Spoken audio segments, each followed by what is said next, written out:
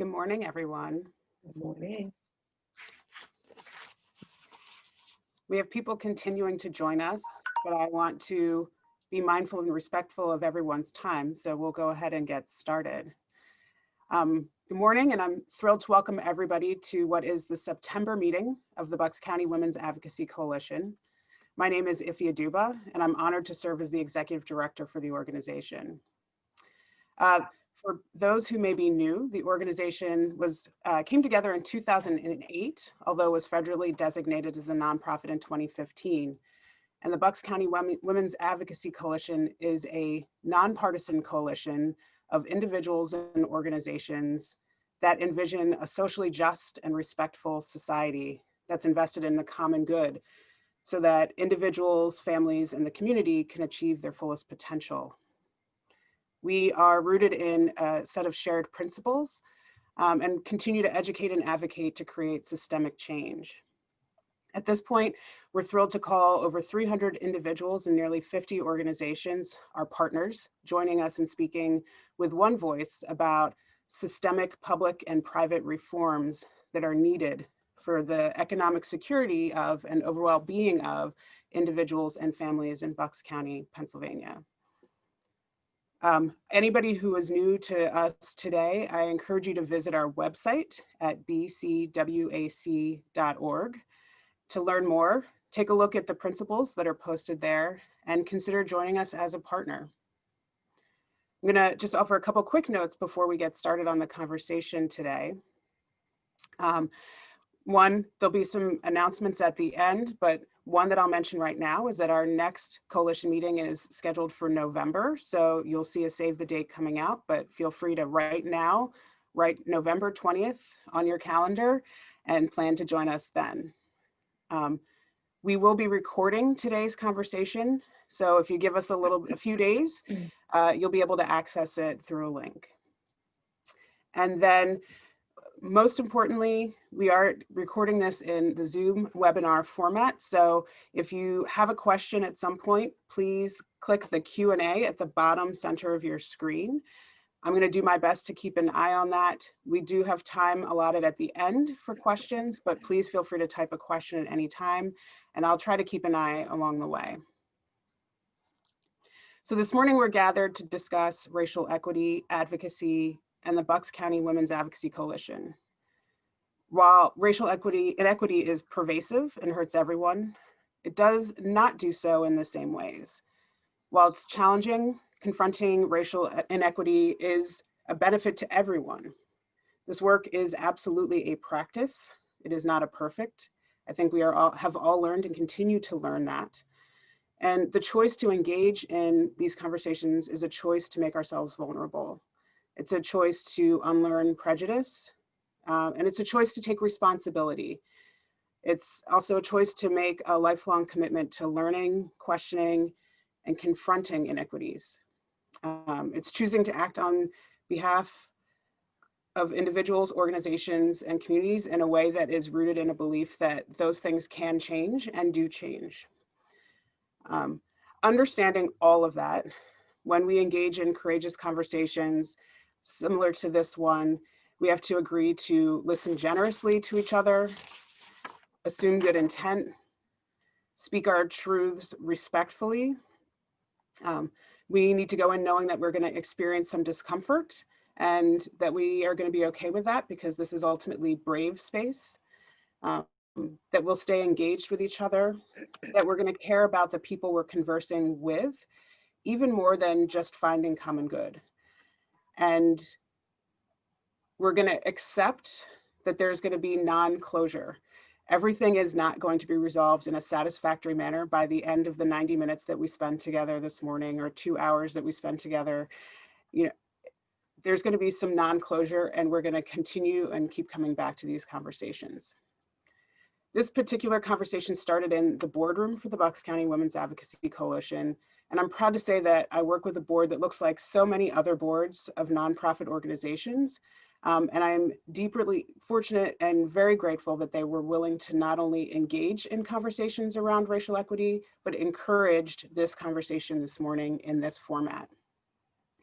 I'm also incredibly fortunate to be joined today by 4 really incredible leaders who I am going to very proudly call my friends and co-conspirators.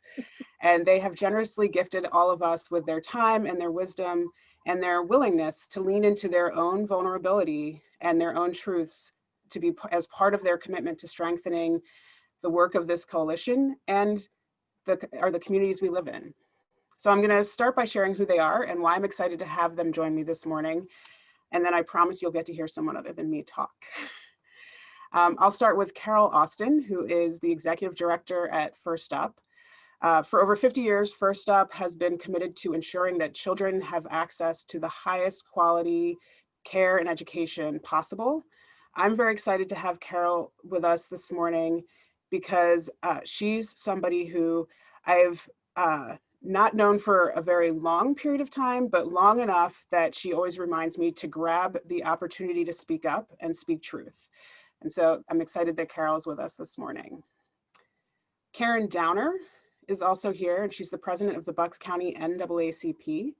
The NAACP ensures the political, educational, social, and economic quality of all persons and eliminates race-based discrimination.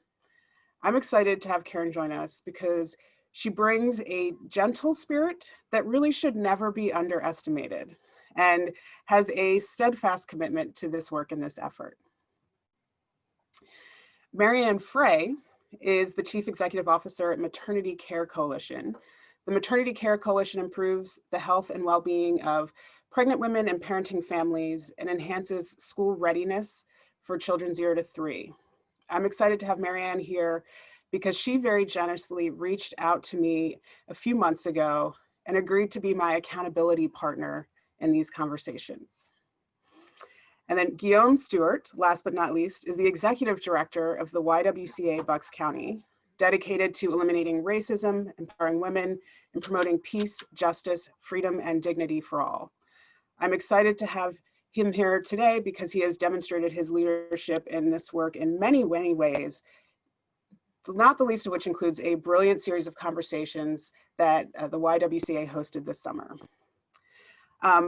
I will say about all 4 of them, I'm very excited. They are admirable and strong leaders and partners in the Bucks County Women's Advocacy Coalition.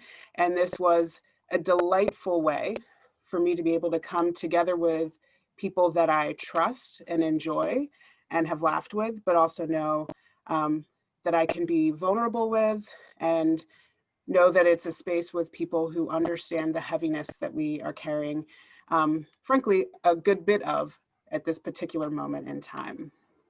So I think everybody's heard from me enough for a period of time right now. And I'm going to start off by asking everyone to share a little bit about how they came to know the Bucks County Women's Advocacy Coalition, whether it was personally, through your organization, some blend of the two. So Carol, if you don't mind, would you start us off? Sure. Thank you. Good morning, everyone. So, funny story. I actually came to know the Bucks County Women's Advocacy Coalition by receiving a letter in the mail asking to give. And I thought, wow, who is this organization? This is great, a women's advocacy organization. Unfortunately, they were, because I started leading the First Up, which was formerly the Delaware Valley Association for the Education of Young Children, back in 2016. And so prior to that, I had not really been engaged in the advocacy, in doing advocacy a lot in my world, but the organization had. So, we had staff within the organization who were like really excited. They're like, yeah, we should absolutely support that. So that was my first experience of at least hearing and knowing about the coalition. And then a couple of years ago, I attended the meeting and it was just really impressed by the breadth and scope of the work that you're undertaking here. And I would say the knowledge base of the board and the members, the deep knowledge base and experience base that this coalition has. So it's quite impressive. That's it. Thanks, Carol. Marianne, how about you? Oh, good morning, everyone. It's such a pleasure to be here. And, I learned about Bucks County Women's Advocacy Coalition actually online as I was looking for, as you mentioned, accountability partners. I was looking for other leaders of color with whom I could connect and figure out how to amplify the voices of each of our organizations. And I saw the announcement that if you were recently named to be the executive director. So I really would say that my way that I came to know about BCWAC was through that announcement, your announcement.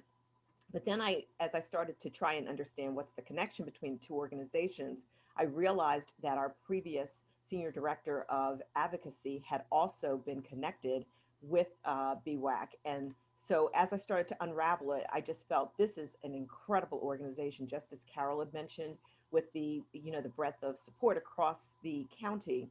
And I just felt it was an important organization for MCC to be connected with. So it was sort of through outreach as well as learning about how we had historical connections. So I'm glad to be here today. Thanks, Marianne. Karen. Yes. Greetings to everyone. Good morning. A little early for me. Isn't that awful? I'm retired, and so I choose to start my day at about 11 o'clock. Sorry. Anyway, I'm really pleased and honored to be here this morning. I'm just I was really happy that to have been invited to this. I learned about this organization through Tam Sinclair. She and Peg Dater, they attended maybe probably about 3-4 years ago, maybe. The NAACP had an event, and they supported the NAACP. And so they approached me and told me a little bit about the organization and invited me. And it took a couple times before I managed to get to a meeting, but I was immediately very impressed. First of all, as I looked around the room, so many organizations in Bucks County are represented at this organization. The other thing is that this organization supports and advocates for women.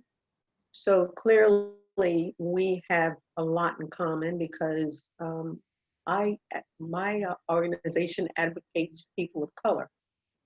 And so immediately there's a crossover between what we're interested in and what this organization is interested in.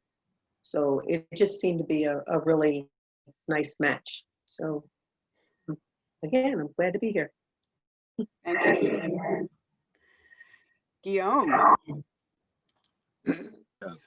So good morning, everyone. How did I come in contact? So in 2017, I became a part of the Ywca team. And I actually found out about this great organization before I physically got to their meetings, because my colleagues were saying there's a few organizations, a few people here in Bucks that you have to connect with. You got to reach out to these folks. And so as I was learning the community and during my Bucks County tour, we had to stop and meet. At the time, it was Tam Sinclair, who was, I believe, the president, executive director at that time. And I had the chance to learn about the work that you guys do. And I was so inspired by it. And I started attending meetings. I met Ywca there at my meeting back in 2017.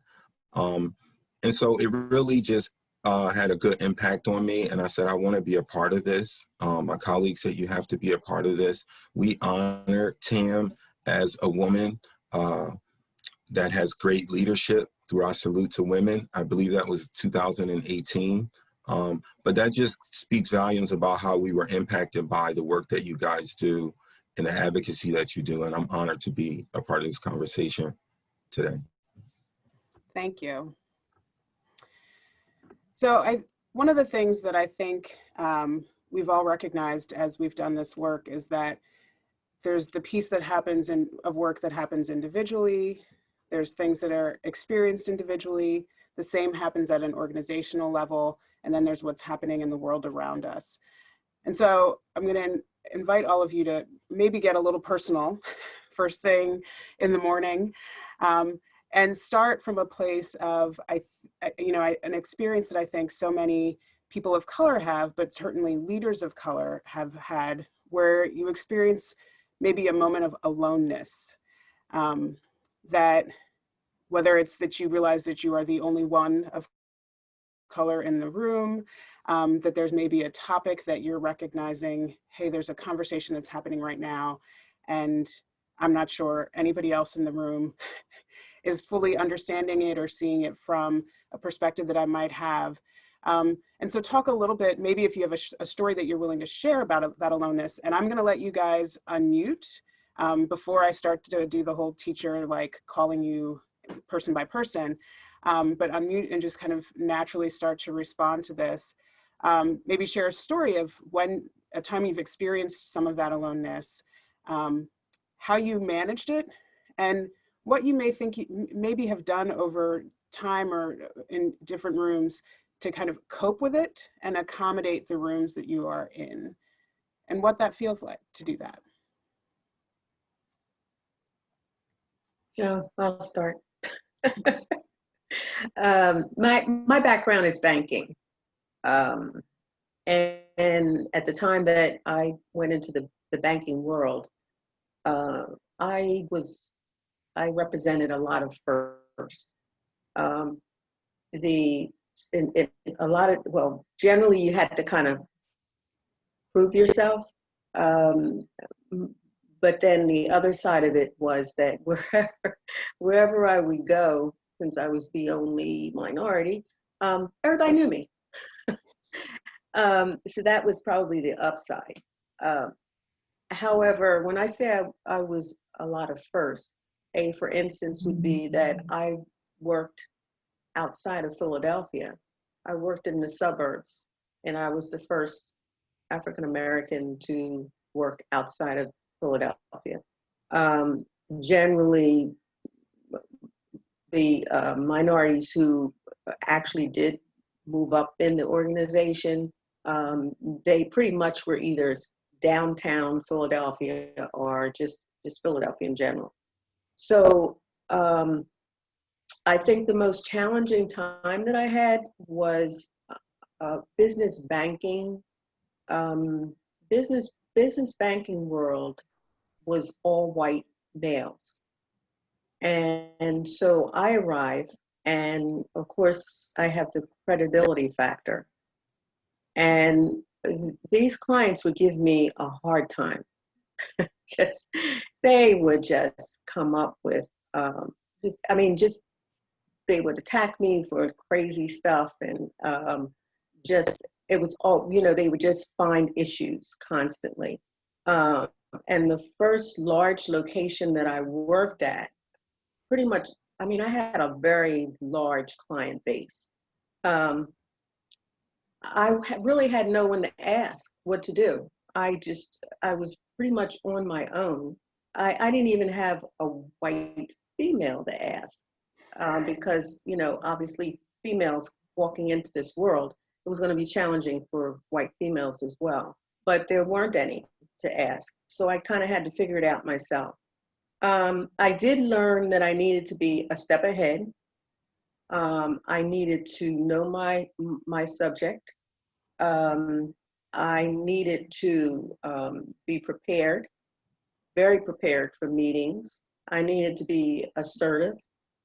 And I needed to be strong in coming across. So if I say to you, I need your statements for the last couple years, and they say to me, why do I need to do that? That's not necessary. So now I immediately have a battle. So the next thing is, so how are you going to handle it? And I had to run into it a couple times before I finally figured out how to handle it. One great example was a client. He said, well, you know, it's easy for me to get loans. I can just go past you and call downtown and they'll do whatever for me. I said, yes, but they sent you to me and they obviously sent you for a reason. I need your statements. And he persisted that if I wanted them, I could go get them.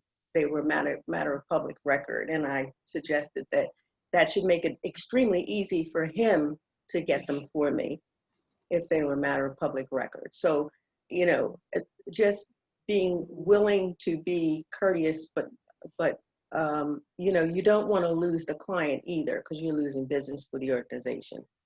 The other thing that I need to be very aware of is always staying calm, because passion on a Black woman, passion indicates angry Black woman. And so my body language, my attitude needed to always be calm and even and level, so that I was getting my point across, but I wasn't being nasty or pushy or just suggesting that I was, you know, I'm just an angry person. So, okay, so at the end of the day, I just learned that it was, number one, how I presented myself.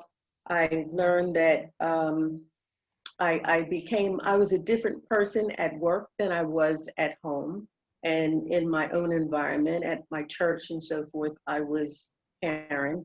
In my work environment, I had to become a business person. I had to present myself professionally as a business person. You know, maybe the tone of my voice and so forth, I would sound different if I was talking on the phone with a business client as opposed to if I was talking to someone else that I know. I'm not sure that the difference would be always the same if I was white. When I say that I had to be aware, it was the way that I would talk on the phone. Like kids would say to me, "Mom, you sound different." when you're talking to a client, you just have to come across a little different. How I feel about that, I live up here in Bucks County, and so I live in a white world. I grew up, you know, going to a school that was there were very few minorities. And I think in a way, I just adjusted that just was the way that it was. And I just kind of felt like it came with the paycheck. So. Thank you. Others? Yeah, I would say that, wow, I have, you know, in my entire career worked in the nonprofit sector. And this is the first time where I have the experience that at the decision-making table and the leadership making table, pretty much the folks are all white. And I am the one Black person sitting at the table, which is stunning for me, given the vast numbers of people of color who actually work in the early childhood education field.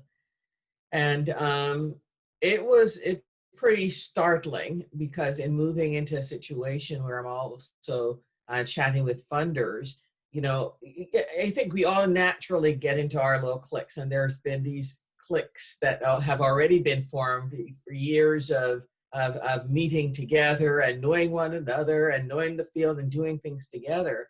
So, you know, quite easily, especially it's less so now because I'm used to it and more familiar and now have a relationship with many of our partners. But initially it was so confronting to walk into the room and look around and be the only person of color there and not feel like you don't know the rules.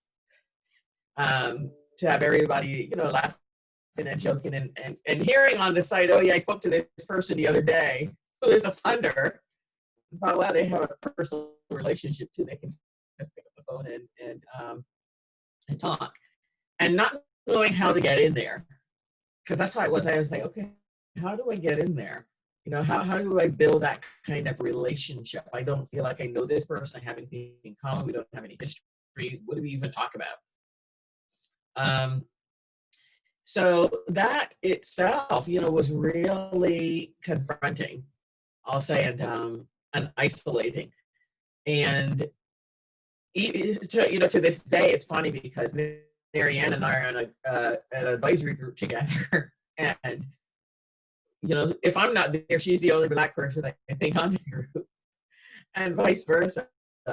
And but I think through building relationships and getting to know one another, that has created some of the comfort, okay, and the ability to then have real conversations even about that.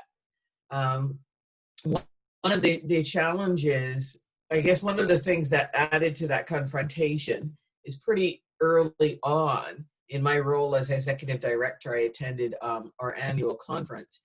And the number of people of color, teachers of color, that walked up to me and said, well, thank you. I'm so glad you're here. I really got for myself that the degree to which I represented hope and a new possibility for people that I was not totally present to. And so that brought a whole new set of aloneness and isolation, because now I'm really conscious of how people expect me to bring about change that's never been there and make a difference that's never been made. And I'm the only one, right? So there's that added piece from, you know, people of color too, and that expectation that now I'm the Black leader, you know, finally sitting at the table. So there's the added loneliness too of getting it right, having to get it right, because there's so much that is at stake, and there's so much that's never changed. And people are looking to me to make that change and to make that difference. But I'm the only one there at the table. So it's pretty and I've chosen to actually step into that. So it's pretty confronting, but opportunities like this and creating alliances, you know, with other Black leaders really makes a difference. Makes all the difference in the world, you know, to be able to pick up the phone and call and say, hey, how are you dealing with this situation? How are you handling this? How are you doing? So, you know, how have I handled it? I say I'm still handling it and dealing with it, you know, every day. But that's part for the course. That's part of, you know, what it is. And every day brings something new. You know, over the years, it's been, okay, wow, am I really going to go into meetings and present myself with my natural hair? Oh my goodness, what are people going to think? You know, I've had it straight for a long time. You know, what are people going to think about that? So there's always something to confront in dealing with, you know, how am I going to be viewed? Am I going to be an asset or a liability if I position myself a certain way? There are always those questions. There's always the looking, for sure. So. Thanks, Carol. Can I ask Carol a question? Can I ask Carol, do you often feel that you have to have the answers for all Black people? You know, yeah, there's that. And I have come into, I think, especially lately, I'm really clear that I also don't represent, I become even more clear, I don't represent, nor can I, every Black person and every Right. Black voice. Right. I don't, because I have my own unique Right. experience.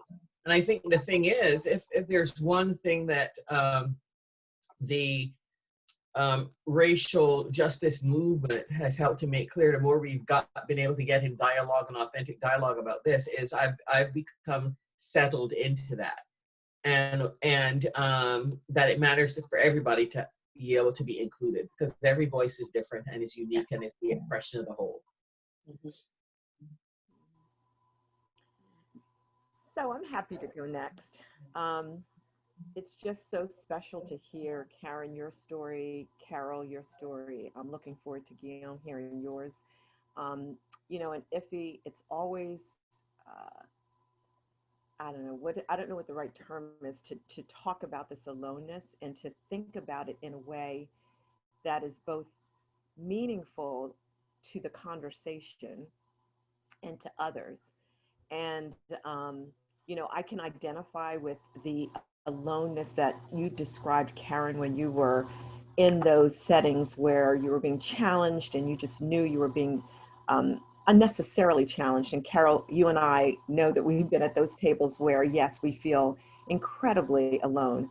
Iffy, I think when we first had our initial conversations, I reached out to you because I wanted to congratulate you on being a new leader in our space. Not that you weren't there before, you shared with me, but that feeling of aloneness, like we all have it.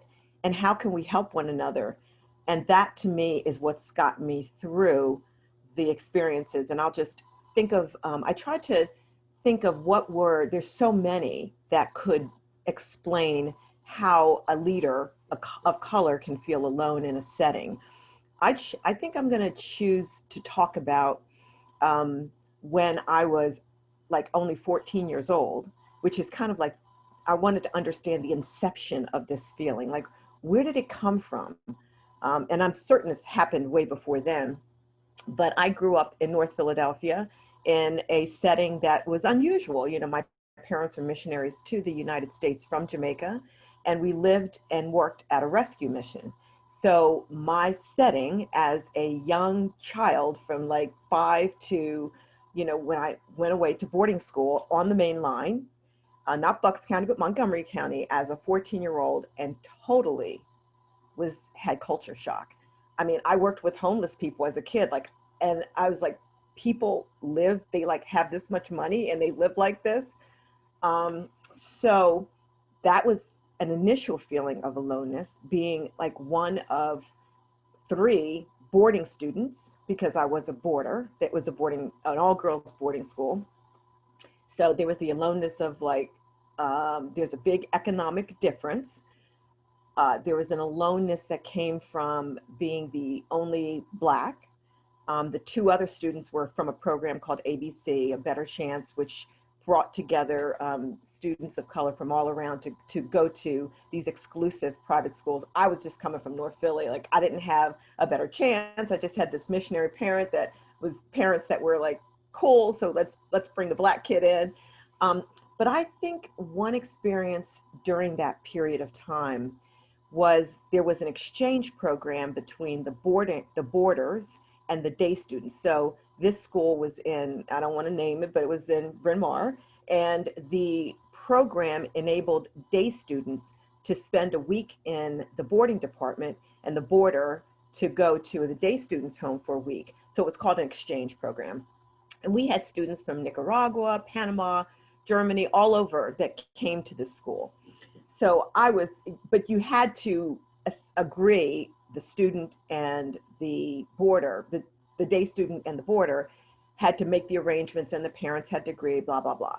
So I met this day student, and I was just so excited that I was going to go to this house, and she was going to come to the boarding department. I was going to go to her house, and we had it all worked out. And so she came back after we had the discussions and said, "Oh, Marianne, I'm really sorry, but it's just not going to work out." And I'm like, "What happened?" Now, remember, I'm 14 years old. And she said, my parents just won't let a Black person in the house. And I just remember this feeling of, well, first of all, confusion. I thought it was maybe a mistake, or I knew it wasn't a mistake, but I was like, is this for real? And now, mind you, this woman, this person now, she was in my wedding, and I've been married for 37 years, praise the Lord. And so we have a long-term relationship, but that moment, the feeling of aloneness was in the same way. It was like inadequate, not enough. And those who know me today know that the journey from that to where I am today, was paved with a lot of, I'm not enough. I've got to do more. I've got to have yet another degree, yet another certification, yet another this, yet another that, in order to be enough, so that that person, that parent, will never say, no, you can't come in. You're not worthy. And that's how I think a lot of leaders feel, leaders of color feel, is just not enough. And it's hurtful, and that's why I reached out to you, Iffy. That's why I reached out to you, Carol. Karen, you can expect that coming. Guillaume, I attended all your at least two of the sessions that you put on in the summer, because I don't ever want anyone else to feel those feelings of not being enough, because together, well, we are enough. It's a hard lesson, but I want to share that because I do feel that that what BCWAC stands for, the coalition, bringing together, there's power in that. There's transformation in that. And that's what I hang my hat on. So thanks. Thanks, Marianne. I don't know how to follow all of these stories you guys just shared. And I think I want to say this too for the listeners. I have been so inspired by our meetings with this panel, over the last few weeks. I've learned so much from each and every one of you. I've been inspired by your leadership. And I'm just grateful that you guys have allowed me to be a part of a conversation like this with leaders that I totally respect and admire 100%. So I was just jotting down some notes. So how does it feel to be alone? I just want to share this. Before I joined the YWCA, I worked in a shelter for women and girls. I started my role there working with youth, and that really was my passion, working with teenagers, school-age kids. We were, at that time, the only shelter that housed teenage boys. So anyone familiar, and I know here at the Y, we're familiar with housing, you know how that client base can be. It can be really challenging, but I found so much reward from that. But I just wanted to share, I was just jotting down some of the emotions that I would hear from the students when we talked about the first day of school. So just to put it in context, for any child, if you're wealthy or poor, it doesn't matter. The first day of school is a big deal. But imagine that you are living in a shelter and you got to go to the first day of school. And here's some of the things that the teens would be concerned about. They would feel anxious. They would feel nervous that people would find out that they were homeless. They would feel fear whether or not they would be accepted. And I want to say this, these emotions and conversations didn't come out right off the top. We had to build a relationship with the kids in order for them to feel comfortable enough to say this. But they would be afraid that the teachers wouldn't accept them. And they wouldn't understand why. These are kind of fears that they had. Will I make friends? Will they frown on me or treat me different because I'm poor, because I'm in a shelter? And the reason I share these emotions is because I think as a leader of color, we experience this first day of school almost all the time. And even though we're adults, even though we're have bills and jobs and responsibilities, education, I think in certain sense, we feel like that kid going back to school on that first day, like the kids I work with at the shelter, and feeling anxious and feeling, will they accept me? Feeling, will I be objectified? And do I have to speak for every person that looks like me? And those kind of things. And I think what's neat about building community, which is what we try to do in the shelter with the young people, is let them know that they're already accepted and that they're already enough and that they can take pride in their story because it's one of tragedy and triumph. And so I think as a leader of color, that's what I want. I want to be a part of a community, and I want that community to be diverse. I want it to be people from all walks of life, all ages, all genders, all races.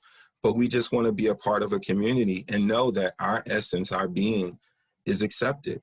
And when the shelter kids found that out and they got that confidence from us, I think it helped them emotionally. It helped them feel comfortable. They got more excited and they knew that they were a part of a whole. And I think all of our conversations around race is at the why, and this conversation we're having now is about that one thing, making everyone feel a part of the whole, because everyone matters.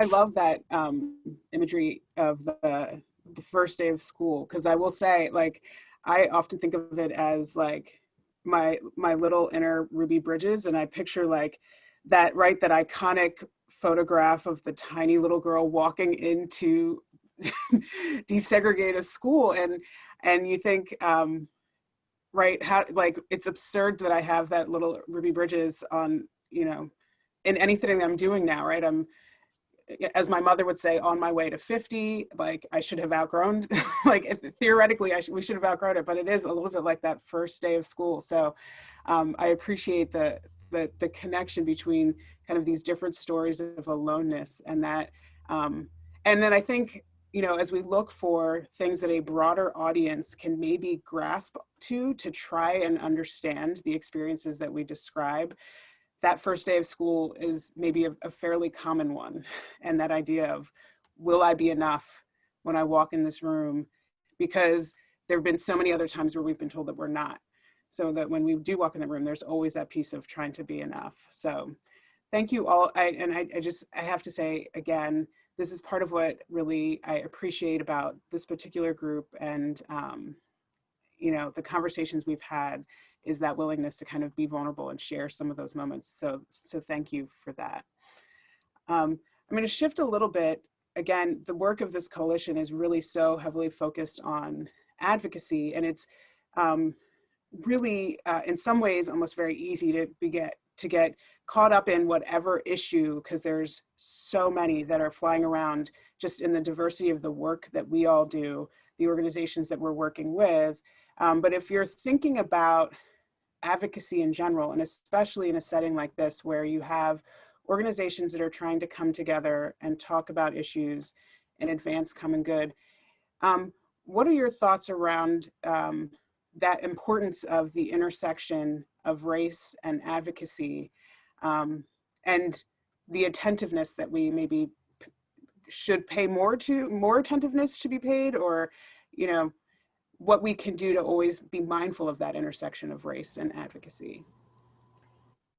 Well, I might just start out, and this is a very obvious one that I suspect that all of my co-panelists will reference in some different way, but similar, is the intersection of any of these issues has to center on the person, or what I mean is like centering, some people call them clients, patients, advocate, whatever. It's centering that voice and making certain that we, in these leadership tables, because the further we get away from the person, the more we can start to intellectualize and come up with all these solutions that we know that this is going to, you know, do X, Y, and Z, and this is going to have this kind of impact. And it's, we've all learned in our journey of being enough, as we've talked about, we've gotten these little terms, and it takes us away from the person.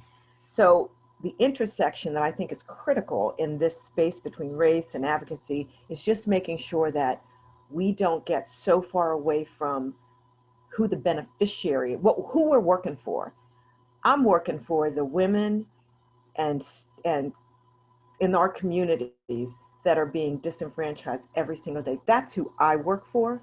I work for my staff team. I don't work for some other institution, because to me, if we focus on that experience, the lived experience, if we allow ourselves to stay connected to that, then even though things are spinning out of control, we know, I think you make a difference in one life.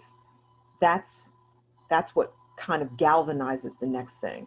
So for me, it's just focused on centering the person who we're trying to help.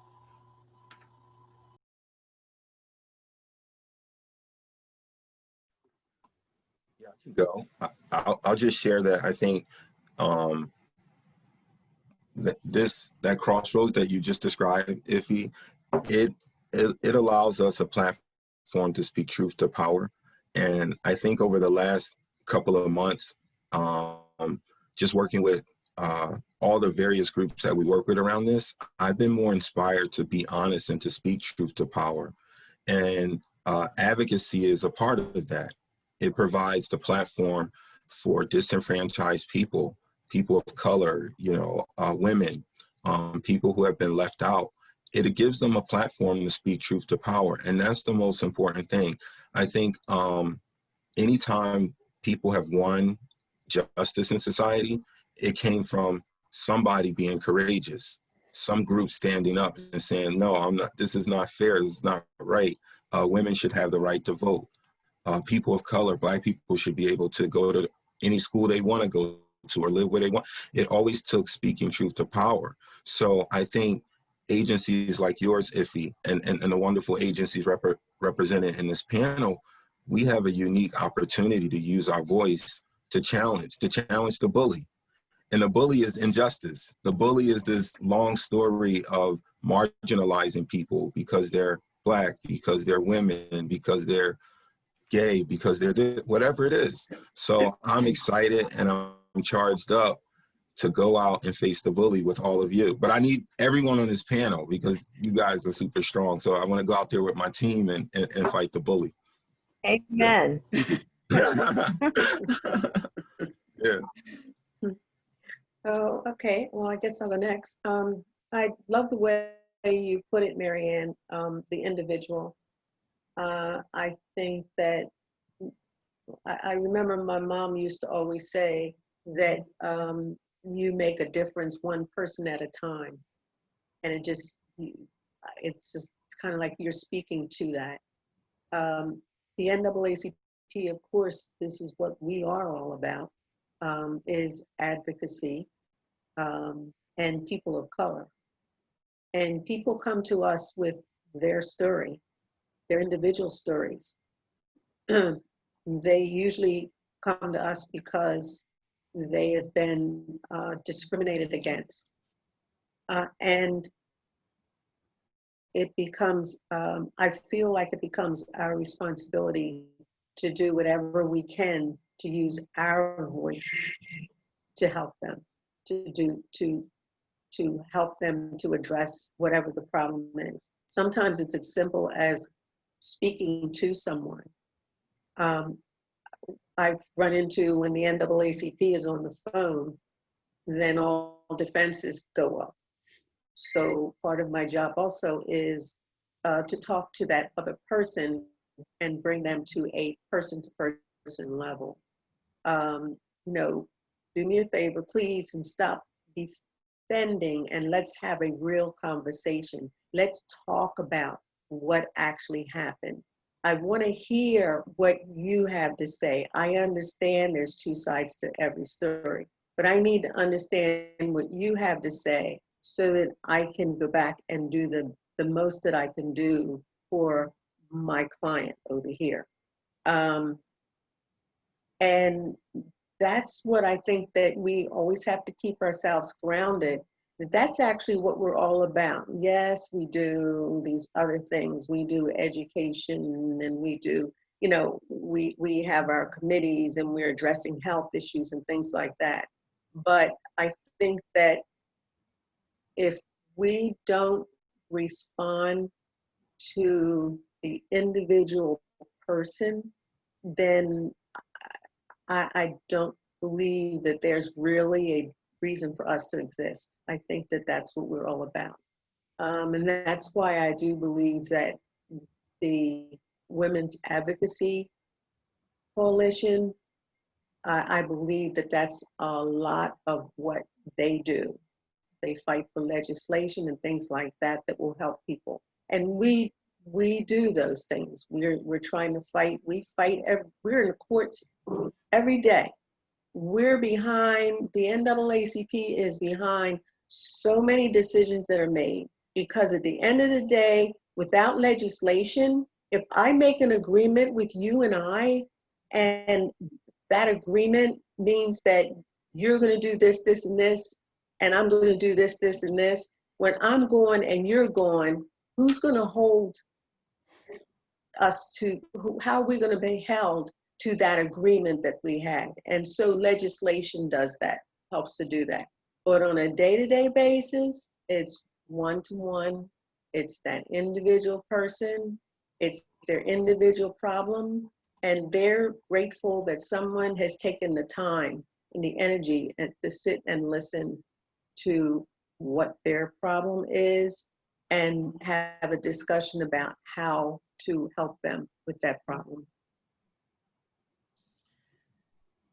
Yeah, I think the one point that I will make is that we've got to figure out a way to have the people that we are directly working on behalf of be at the table as we're creating our plans and our advocacy agendas and our blah, blah, blah, blah, all of that, rather than creating it and having people sign off on it, or bringing them along to a meeting with the legislator. Great, we now need you to tell your story.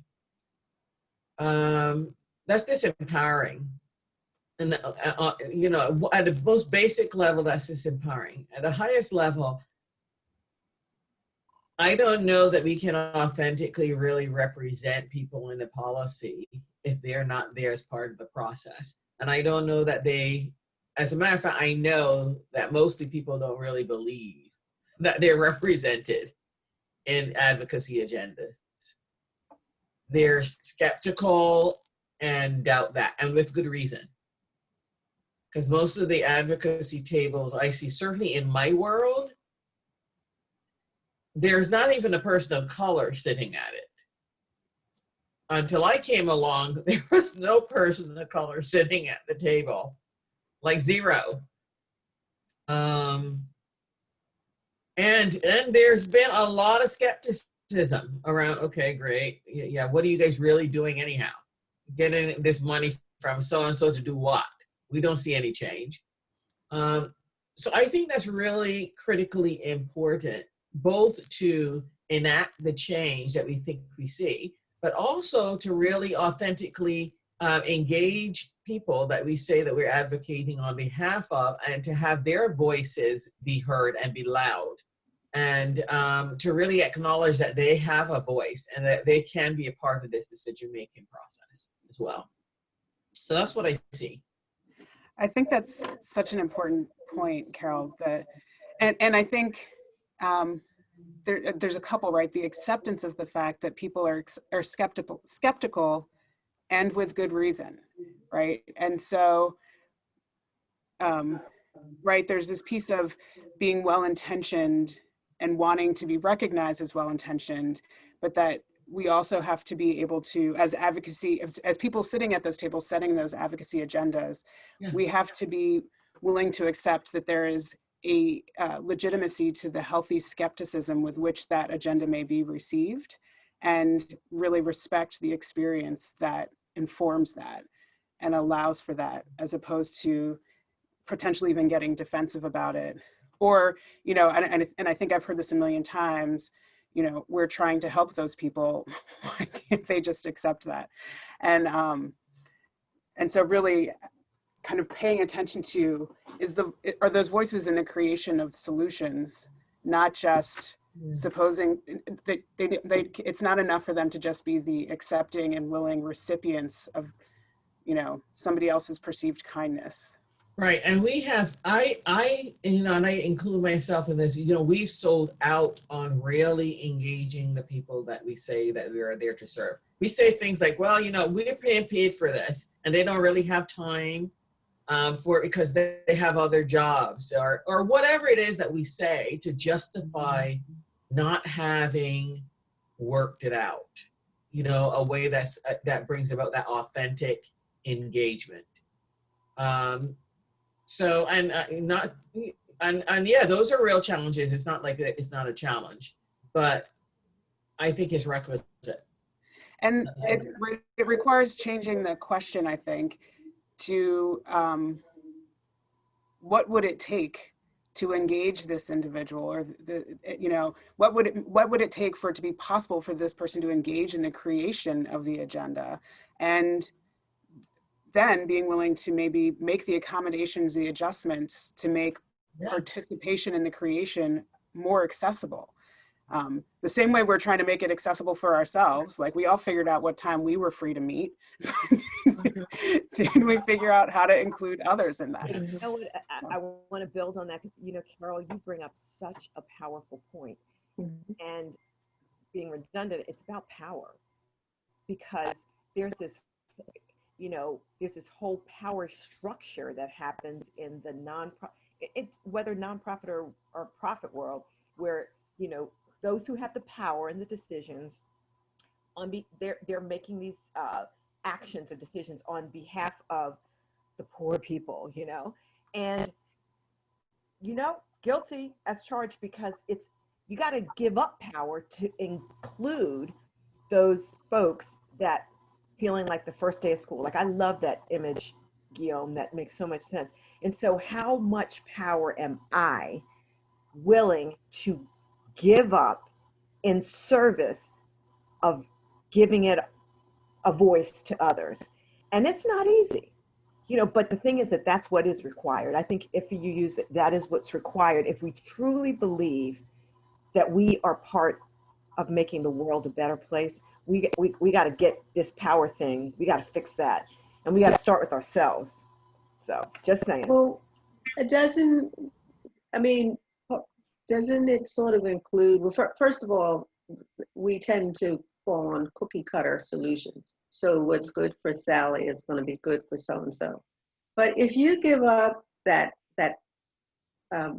power and you ask them, then you run into the chance that you may not be able to do what it is that they're going to ask you to do.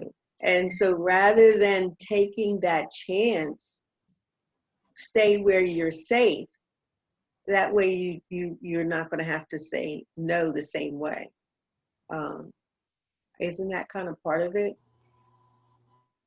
Yeah, can you talk more about that? Well, okay, so I turn the power over to you. Mm-hmm. And let's say it's, I don't know, let's say that it's housing. And so I'm talking to you about housing, and you're saying, okay, I'm gonna need to put you in an apartment. Okay, I'm gonna have to find, and I'm saying to you, that's not really suitable. I've got 3 kids. I need some place I need a 3-bedroom place at the least. That way I can put 2 of my kids in one room and 1 in the other, and, you know, and that's what I really need. But you, on the other hand, you know that that's what they really need, but you can't give them what they really need. So rather than going in that door in the first place and asking them, instead you stay with telling them.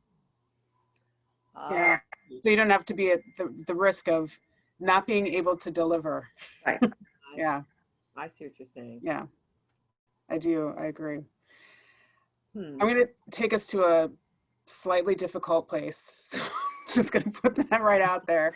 And I know, you know, when all of you heard from me yesterday, I just put out into the email that I sent to you that, you know, there's just this heaviness that was happening.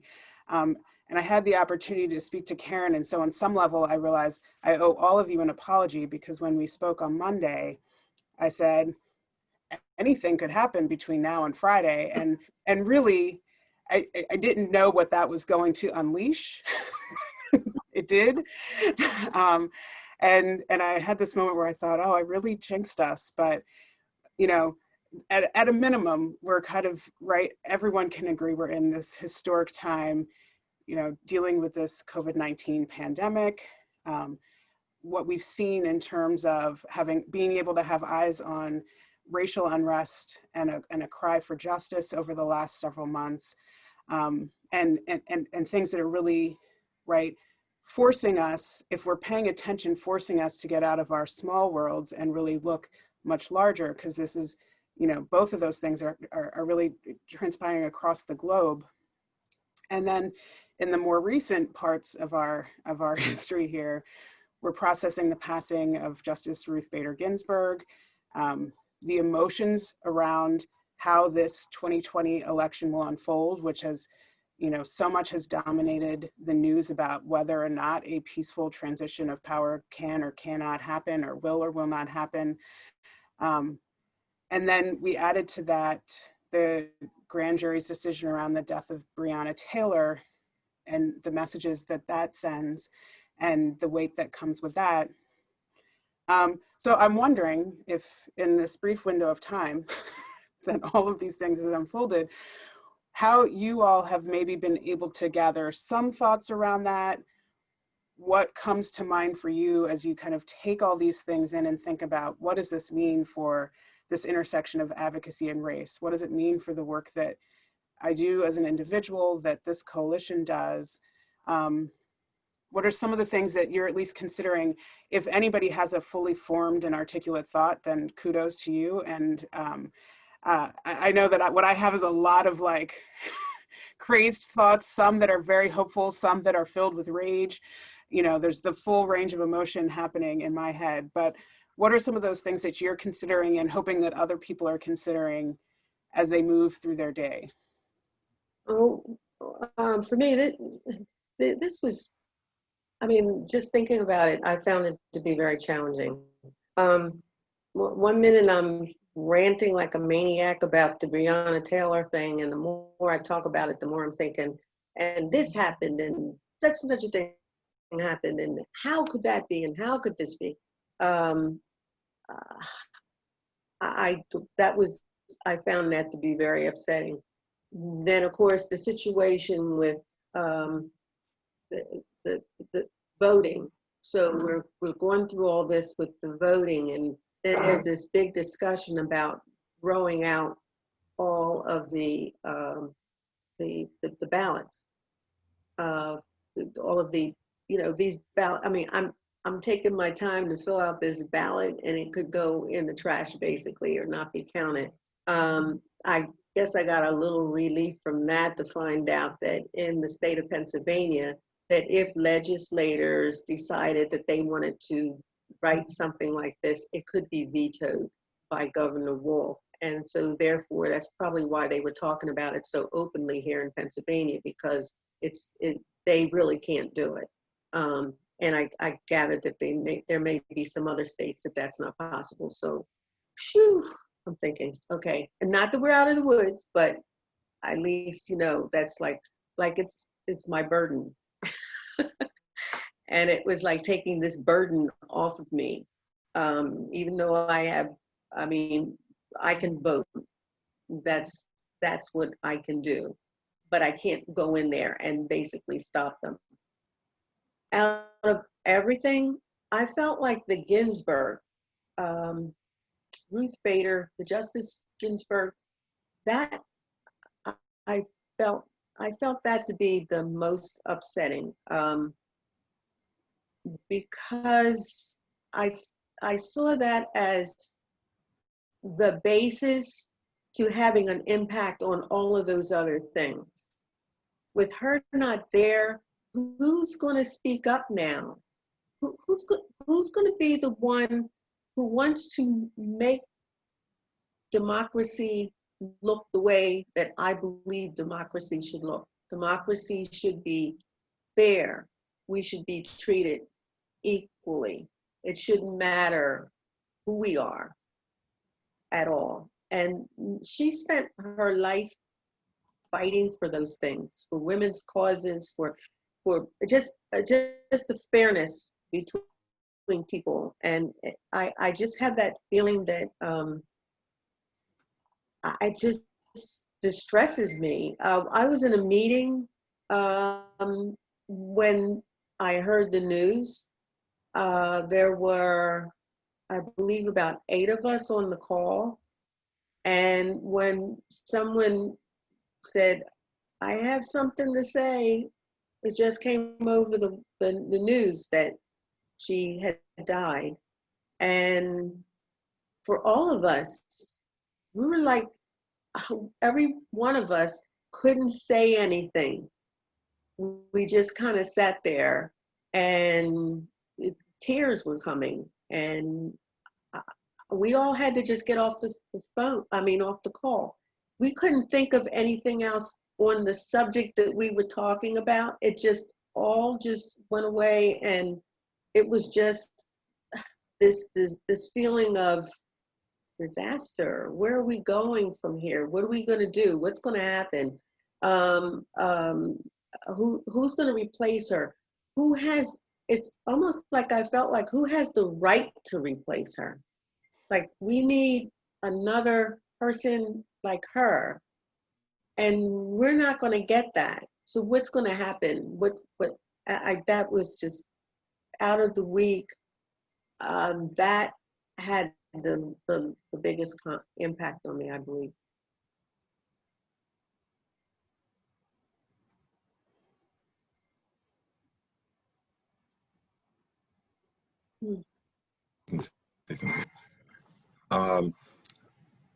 So the Breonna Taylor thing has really been weighing on my mind and my heart over the last couple of days.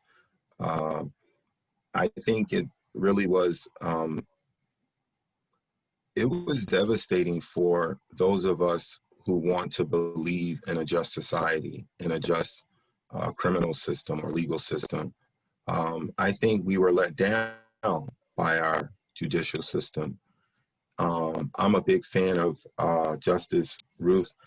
And first, I should say, we have so many pictures of her in my in the YWCA, because she's such a rock star and such an advocate for good work. But that decision that came down did not demonstrate consistency with the efforts and energy of Ruth Ginsburg. And I was disappointed for Breonna. I was disappointed for her family. I think as a person of color, as a Black man, I look at that and I say, wow, this woman was asleep in her bedroom.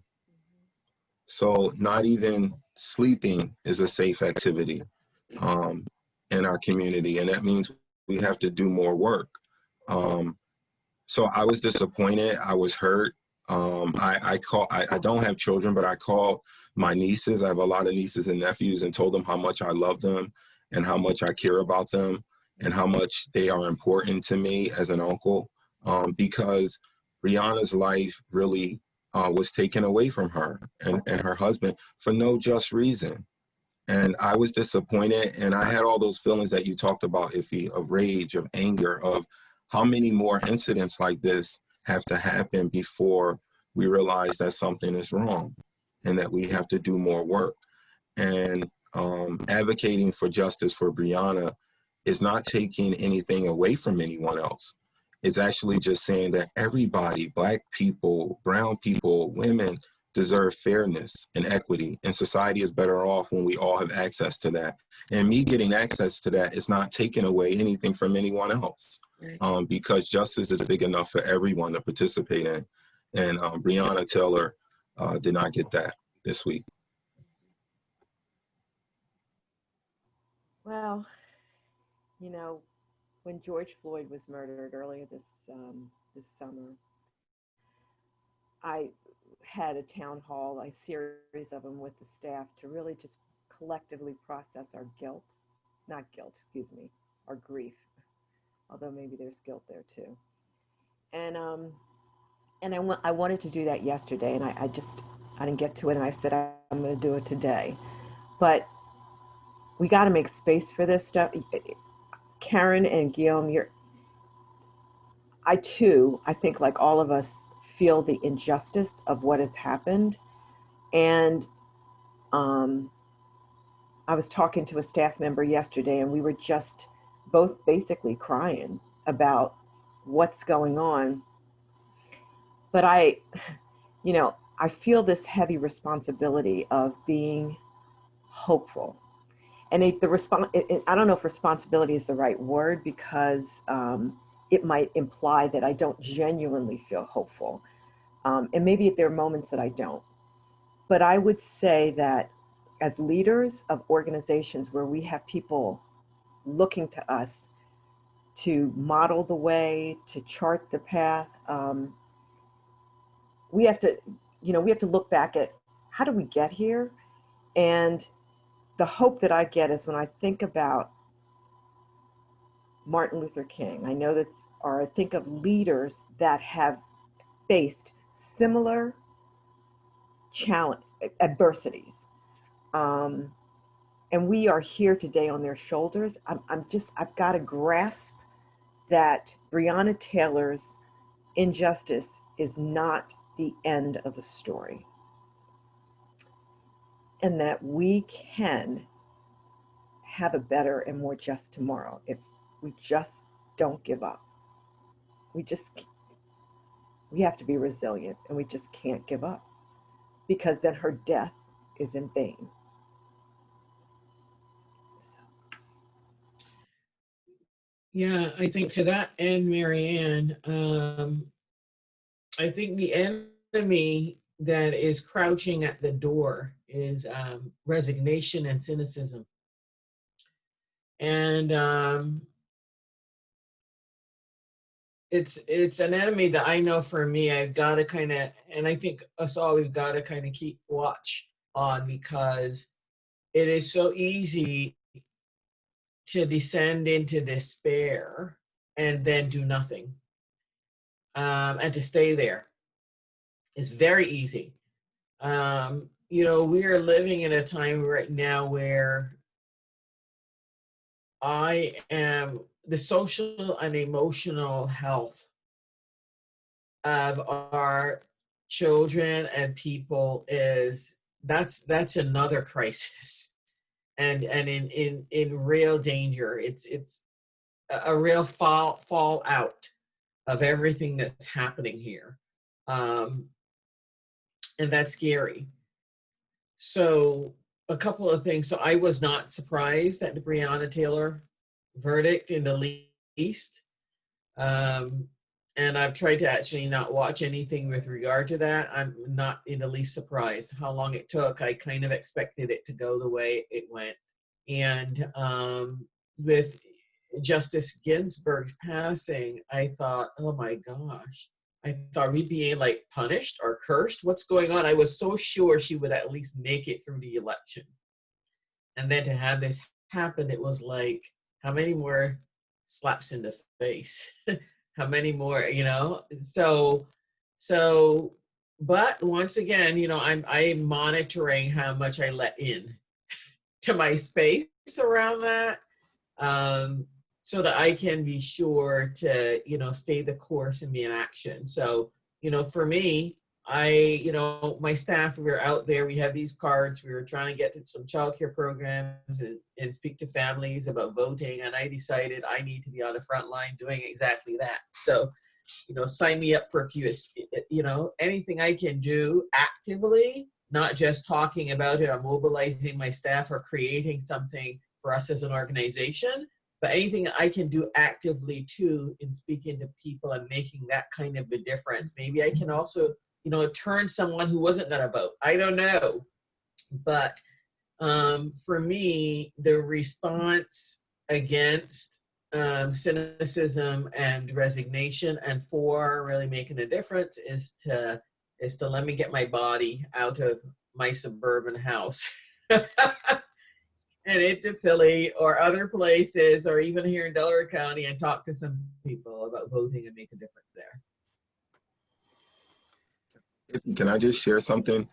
Absolutely. I just want to point out, I love the comments of the colleagues here. I just want to point out that justice and equity, we have that in endless supply if we seek it.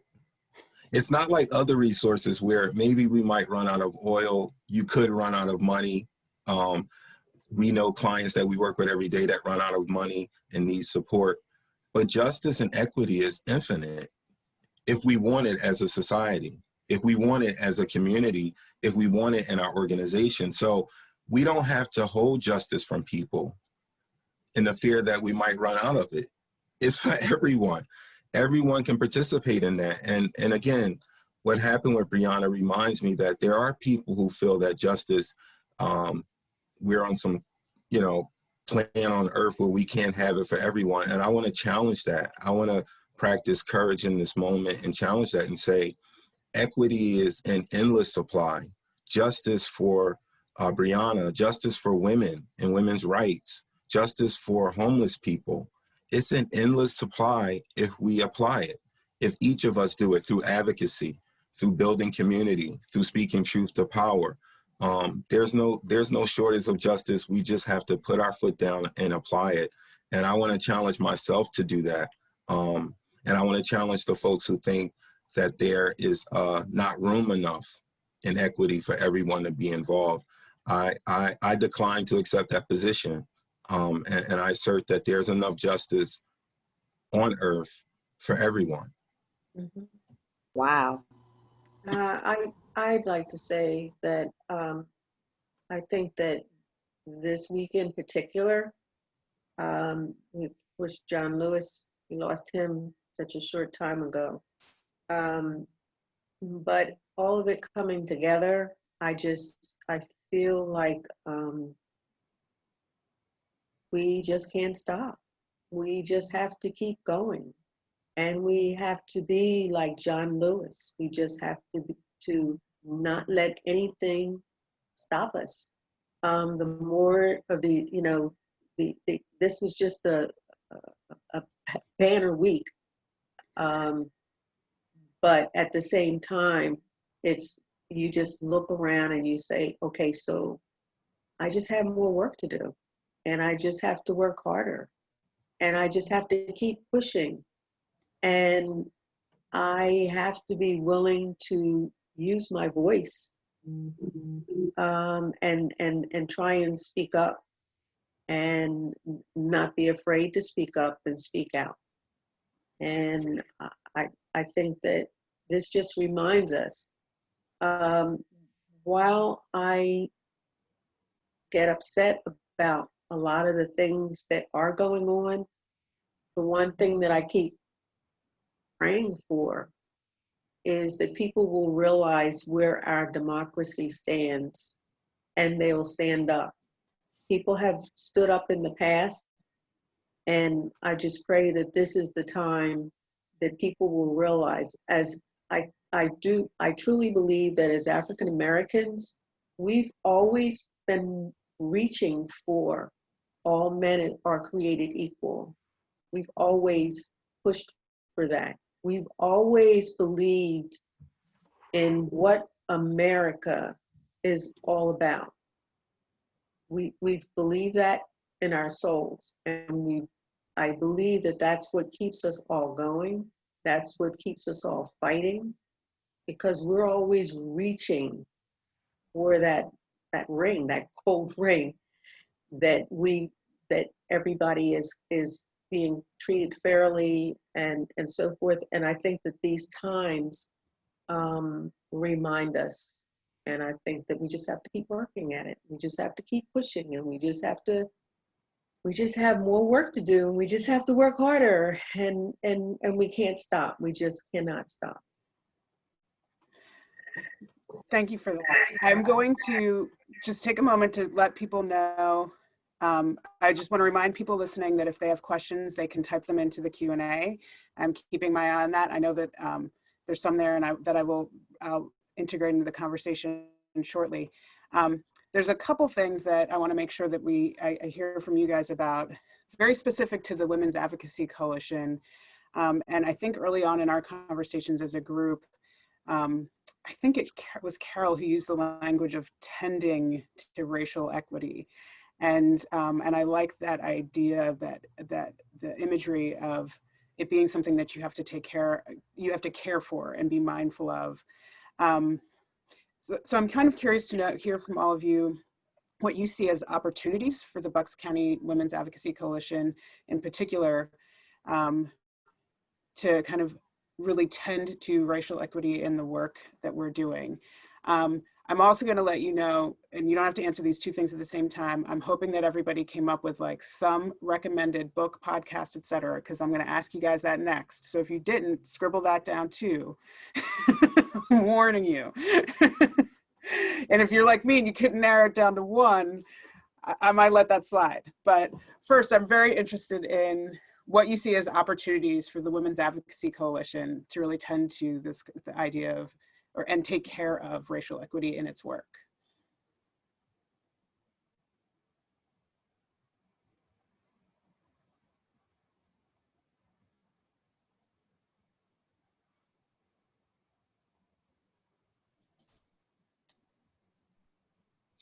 I think that, and I'm jumping in, but I think there is a lot that I don't know. So, you know, in speaking, I'm going to speak generally and hope that I like hit a target. Okay. So I would say a couple of things. Either I really am committed to ensuring that the people that we are advocating about are included in the conversation. And even as I was sitting here, I thought, okay, great.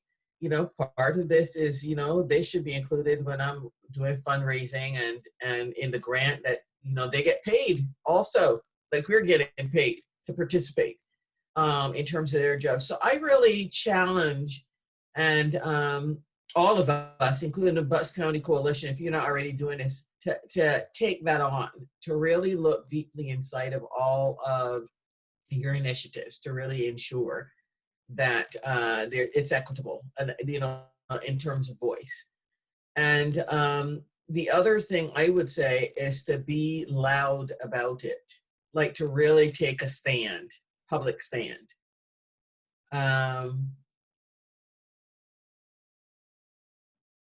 When we think about, you know, whether allyship is the intern or the out term, you know, we have, okay, hey, maybe that's a passé term or if it's still current.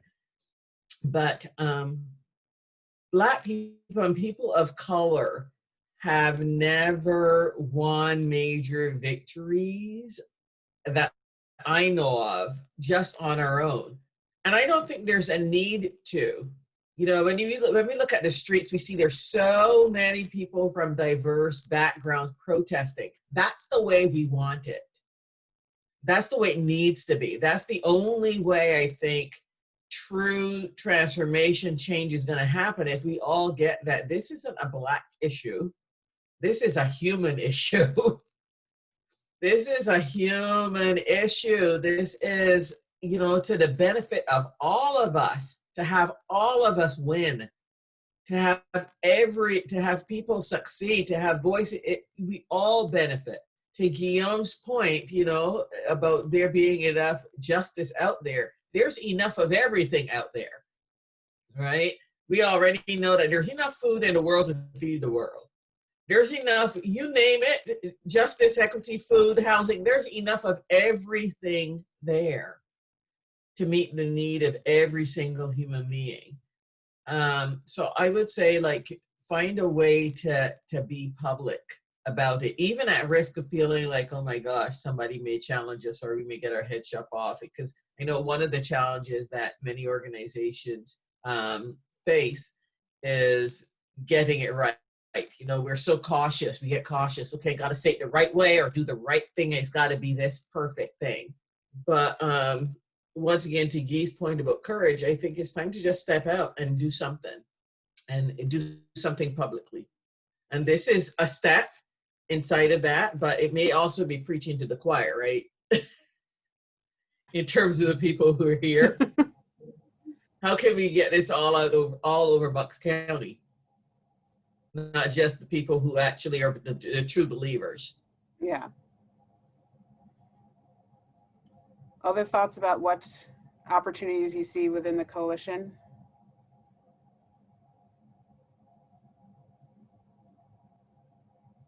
I'm on. Okay. That's why I'm responding. If I'm kind of quiet, is I'm not sure what you. I've got to learn more about what the coalition is doing. So that's sort of why I'm a little quiet, and I'm wanting to understand. Have you done like an internal audit in terms of knowing what, all of the like a structure that the partners have that aligns to what everybody else is doing? I'm not sure. Are you asking perception? Perception is fine. I mean, I'm kind of curious what, from where you guys are sitting and your roles of leadership as partners of the coalition, what do you see as opportunities? Well, okay, my perception, I think Marianne sort of said it, and Carol did also. I don't feel like I really know the full extent of what the Women's Advocacy Coalition does in this area. And maybe that's an answer within itself. I believe that your heart is there. But I believe that the focus of the organization pretty much has been women. And some of the things that you are fighting for are things that I see as beneficial to people of color across the board. I just know a lot of the legislation and things like that you're fighting for pay equity and things like that. The benefit is broad. And that's kind of the way I've looked at this organization. So I don't know if that's actually an answer. I know a number of the people that are involved in this organization that I know that I've talked to. I know kind of where they, like what their feeling is, but I guess I've always looked at this organization as their agenda wasn't all the same. So I guess it's a matter of you looking at yourself in terms of what it is that you would like to be doing in this area, because there are organizations like ours that, this is our agenda. So I guess the big question would be, should your agenda include something that is, or may I try another way? Okay, women's advocacy. If the organization could look maybe at just being more inclusive of Black women or women of color, and trying to encourage, I know you have done a little of that, but maybe just having more women of color, and you're not changing your agenda at all. You're just trying to be more inclusive of women of color. Yeah. I think Carol made a great point a few comments ago about the protests around George Floyd and how so many people came out. Carol, you were saying to support that. And I participated in a lot of those protests in the city and here in Bucks County. We had some in Laconia. I know there were some in Bristol. And there were so many people being involved and being engaged. And I think that answers part of your question, Iffy, is everyone coming together, doing the small things that we can do to advance the work of justice. I can tell you that another thing's been helpful for us is our board engagement in this process. Our board has always said, how can we help? You guys are doing the racial justice series. How can we be a part of it? We had 2 of our board members participate as panelists. So I just want to say to the listeners that your voice in this fight really matters. And it can be joining a conversation like this. It can be visiting a community center, talking about the work that you guys do there, and empowering and bringing into the fold more women of color, as Karen pointed out. So I think now we just need folks to know that your voice is important and that there is work to be done, and you're welcome to be a part of the work, and you can find your path in this work. So we have a question from the listeners. What do you do in your personal lives to find resilience and keep fatalism or apathy away? And this was asked with gratitude in general for the conversation. So what are you guys doing to find resilience and keep fatalism or apathy away? Well, maybe I shouldn't have said anything first. I learned from my job, supervising and managing men at times could be challenging, and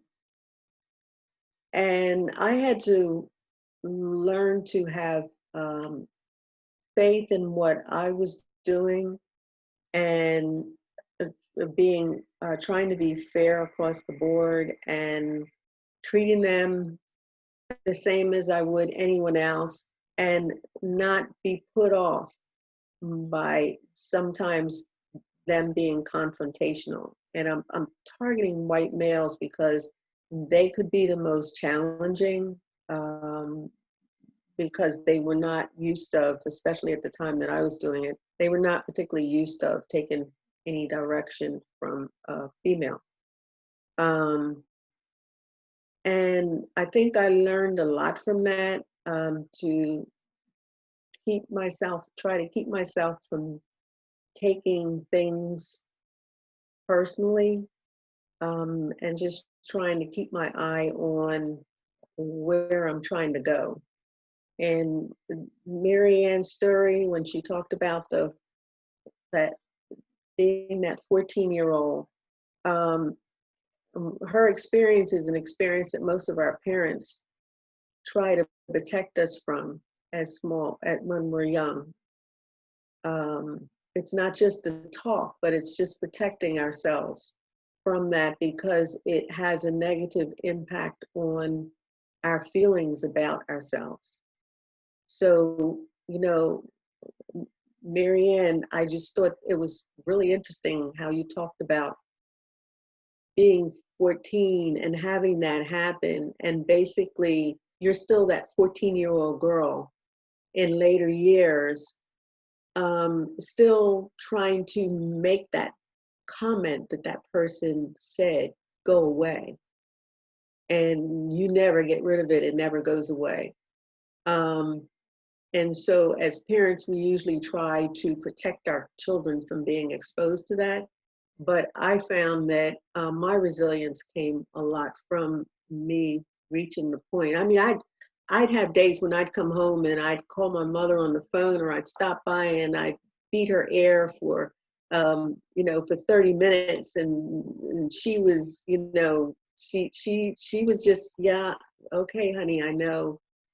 Yeah, and she would just listen, and she was my therapist, and then I would, go home, and it would, that's how I kept myself going. And I had to reach the point where I was like, okay, this is who I am, this is what I'm doing, and I am good at it, and I do a good job, and I have to be care about I have to know that I'm doing what I need to do. And I did eventually get to the point where I didn't take those attacks personally. I just needed to move on. I think that's about the best answer I can give. It was a long battle for quite a while before I just had that. I needed to gain that faith in myself. Even today, somebody could say something just off the cuff, and it just hits. and then for the next few days, it's in the back of my head, and I'm dealing with it, and I'm dealing with it. It's there, and I have to bring myself around to let it go. Just let it go. Wow, thanks, Karen.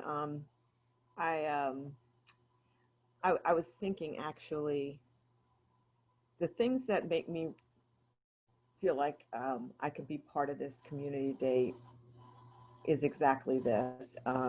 It's the community. It's my resilience, probably in large part comes from my belief system, my faith. When I think about being here today on this call with all of you, I mean, I feel honored. I'm so grateful that there are leaders like yourself that I can have conversations, I can pick up the phone and talk to. And like Karen, your mom, I mean, my husband has heard more, sob stories than a little. But I believe that God gave me a purpose, and that purpose is in the work that I'm doing today, and that we all have a vineyard to tend to. I love that expression that you shared from Carol about tending to this race issue. I believe that all of the experiences I had, and I've been blessed, I've been truly blessed to do things in various contexts, corporate jobs, nonprofit jobs, global jobs.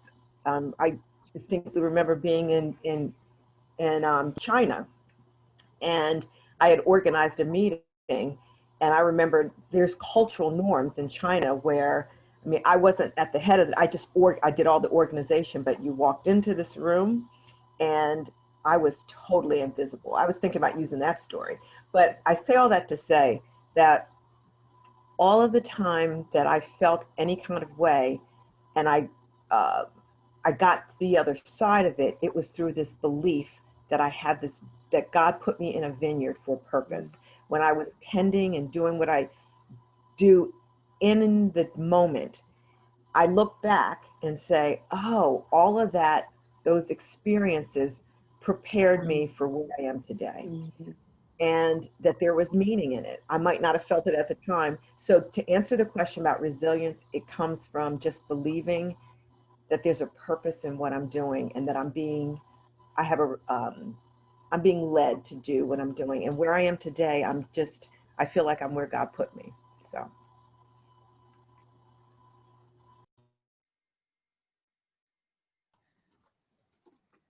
We have another question. How can white allies amplify Black voices without overreaching?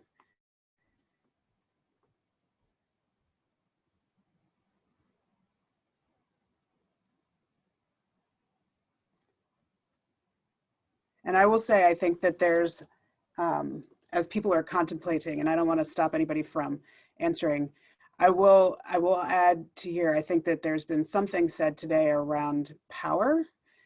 And I think there's an importance of paying attention to where power fits, and that sometimes there are instances where the best way to amplify a Black voice is to just give up the microphone and hand it to that person. And that doesn't often happen, or it doesn't happen as often as it should, is probably a better way to put that. Yeah, that's a really great, that's exactly what I was going to point to. And I thank you so much for the questions, by the way. That's a really great question. I think in addition to Iffy's point about just hand over the mic, don't be afraid. I think one of the things that's out there so much in terms of non-Black people and white people especially is this fear and concern around blowing it. Like, oh my gosh, it's going to mean something like about me. People are going to think I'm a racist, or people are going to think whatever there is. Yes, that will happen. And I think there's a place where we all just need to let go of that being this major desire to be well thought of. There's somebody I appreciate and love who said there are no good people. Okay, there are no good people. None of us are good people. Okay, so just let go of our goodness and oh how great we are, and we want people to think and just go for it and mess up. I mean, I think that's one of the things for me that I'm constantly challenged with, like really confronting what really needs to be done and what I want to do because it's comfortable or it has me look good or just that whole world. So just go for it and know that you're going to mess up and you may have to apologize and apologize and apologize and, you know, get into somebody else's world, but you're doing something. And thank you for that. I say thank you for doing something. Exactly. I'm reminded of, just the other day, I was watching a talk of the woman who's coordinated the 1619 project. And you know, there were many things. So I encourage people to go track down video of her. She's great. But one of the things that she said when she talked about asking Black people, what should we do? And she had a very matter-of-fact tone that I had a deep appreciation for. And she said, like, you didn't ask us how to build the racist system. I don't know why you're asking us how to take it apart. You know, and there is this piece, I think, too, with this, where what we've seen, like if there's a desire to amplify a Black voice, then go do it. Like, you didn't ask people that white people weren't asking, can we silence your voice? So you don't have to ask to amplify it. Like, there's just go do it. And thank you for going and doing. I also think it's important, and I've said this to friends, and I actually was saying this to my brother just this morning, that if you look at all of this historically and you're really understanding the historical context of racism and how things have been built and how it's really baked into all these systems, that there are Black people continuing to have the conversation. And as you know, as Guillaume talks, like continuing to reach for justice and reach for equity, if that isn't the greatest demonstration of a willingness to forgive, I don't know what is. So there is a good chance that people may do something wrong or say something wrong or phrase something incorrectly, but there's also a really good chance that there's a Black person in the room who's going to forgive the misstep, maybe try to correct it, maybe try to have a conversation about it, but there's an excellent chance that that's not going to be the thing that causes the whole conversation to fall apart. Like, we're going to still keep fighting for some justice. Ywca, that reminds me of the conversation that we were having yesterday in reference to white people being hesitant about making a mistake or saying something just wrong or whatever, or doing the wrong thing, and how to handle it.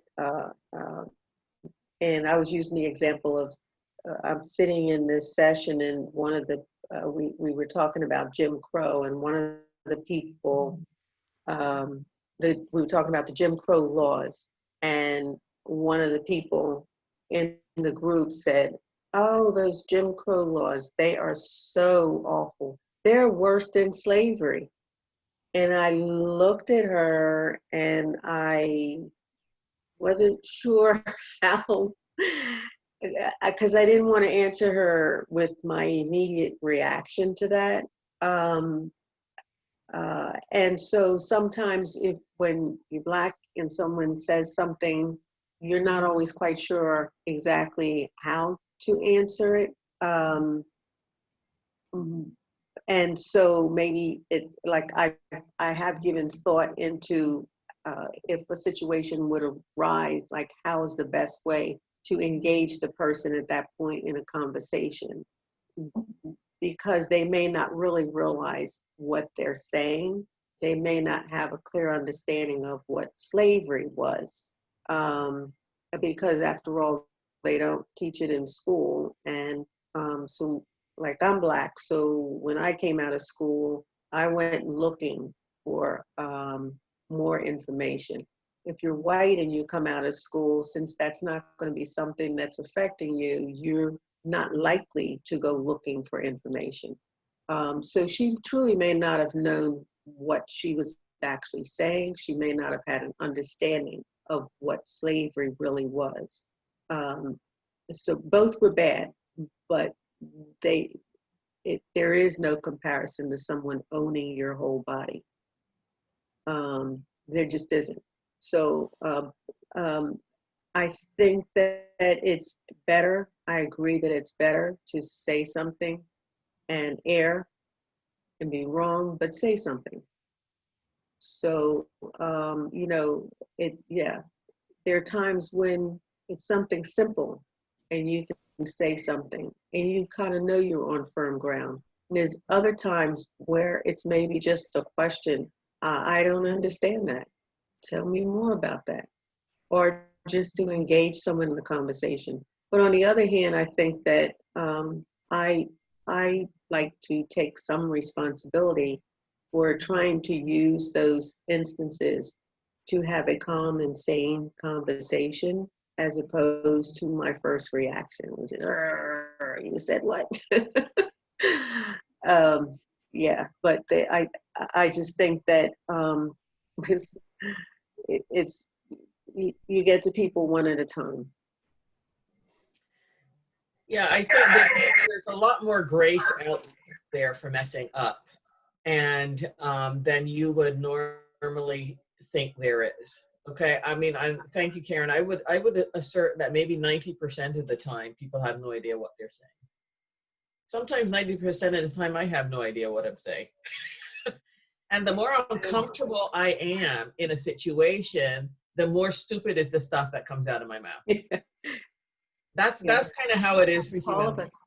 Mm-hmm. You know, we're uncomfortable. Suddenly, look, we want to say something, and it just is like a stupid, inappropriate thing that comes out.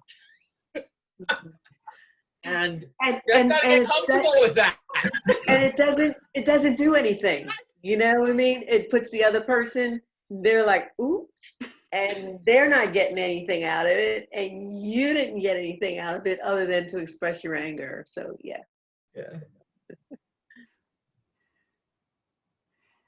I do want to, so there's a couple other questions in the chat that if we don't get to, I will share the questions with everybody today and invite them to respond and kind of share that out in further communication.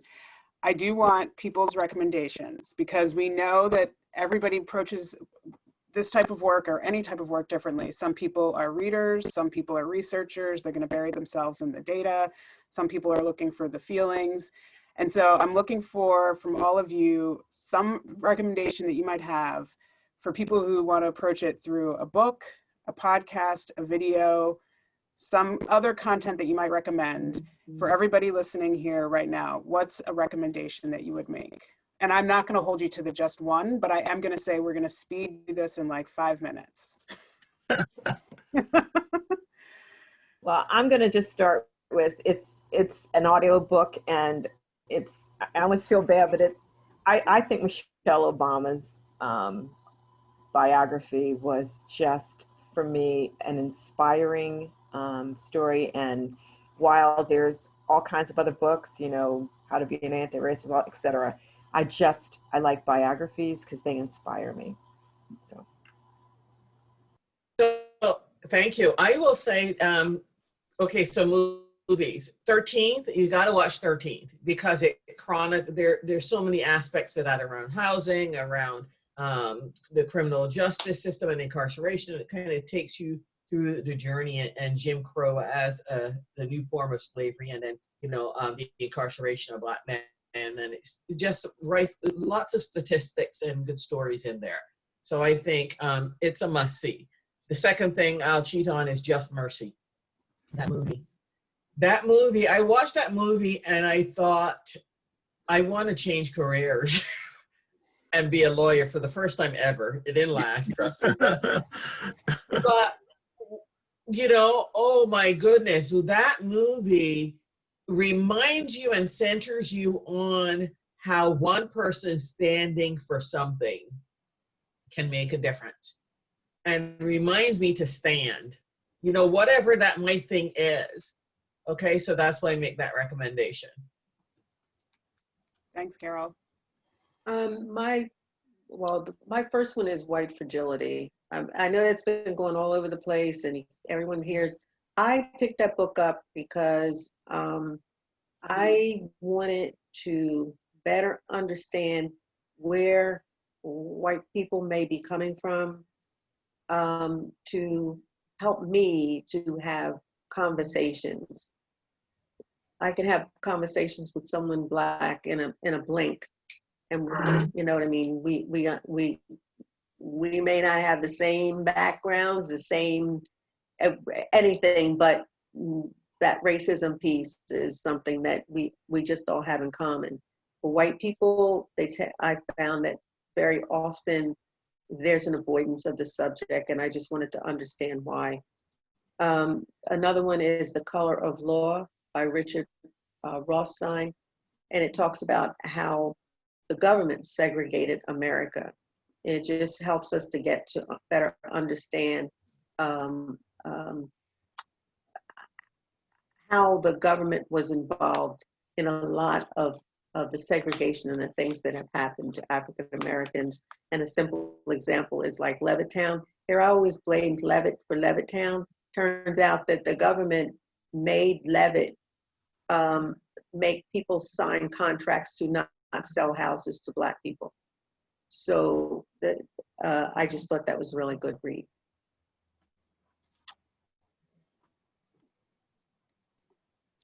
So I'm going to share some podcasts that I've been trying to get into.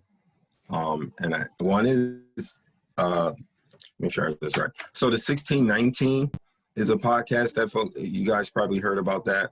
I think it's good. NPR is doing one called Code Switch, which talks about a lot of the things that we covered here and how we have to, wear these two different hats and that kind of thing. Still Processing is another one that's a good podcast. And actually, I've been surprised that on HBO, there's been some good documentaries around race and our justice system.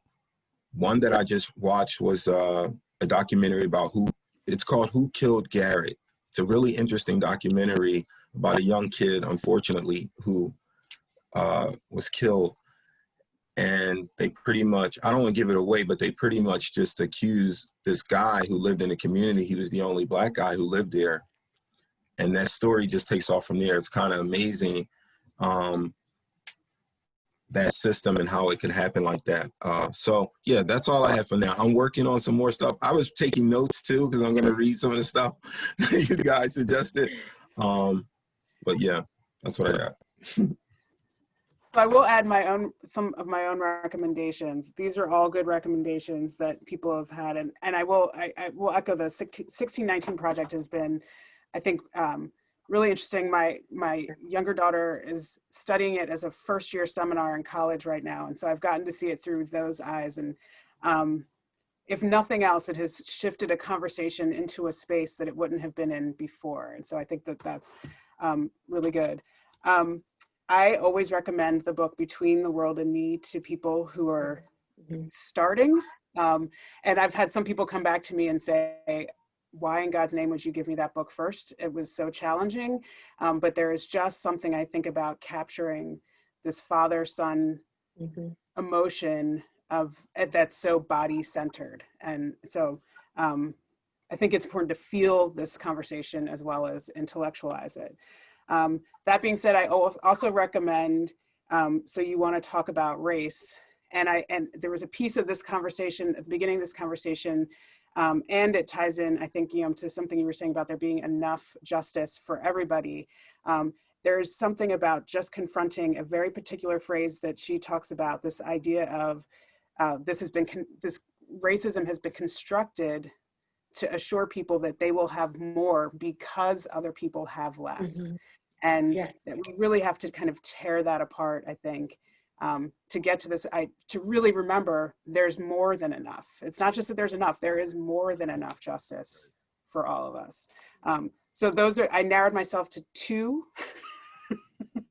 So I had several others, but those are the 2. So paying attention to time, I want to make sure that I say to all of you again, how grateful I am to all of you for being willing to participate in this conversation, to share your stories, to share your experiences, to step into that vulnerability and really let all of us kind of be in this space together. It is, I think there's many, many things on each of your resumes that speak to why you are considered great leaders. I think that ability to do what you've done this morning is kind of tops of my list of what really has been an incredible demonstration of leadership. So I want to say thank you for all of that. To everybody who has joined us here this morning to listen, to participate, I also want to say thank you to all of you for taking the time and making the time. Time is an incredible gift, so making the time to be here, be present, to listen, and allow space for this conversation to happen.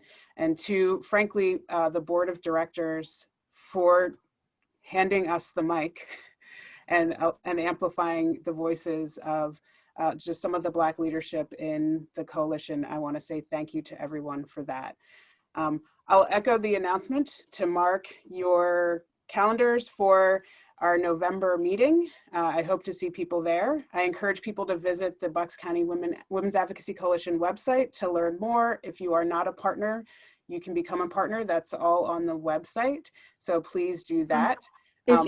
Yes. Can I make a quick mention? Sure. The NAACP, I will send a flyer over, but we're doing an Understanding White Privilege and White Ally, a two-part series that some people may be interested in. I'm happy to share it out. So thank you for sending that. I just want to say, again, thank you to everybody. Look for a follow-up to this. Well, it was recorded, so we'll make sure to share that out for anybody who maybe wants to watch it again or missed a part or wants to share it. And certainly I hope to see you all engaging in the work of the coalition. Thank you, everybody, and thank you to all of you on my panel. Thank you for being my co-conspirators.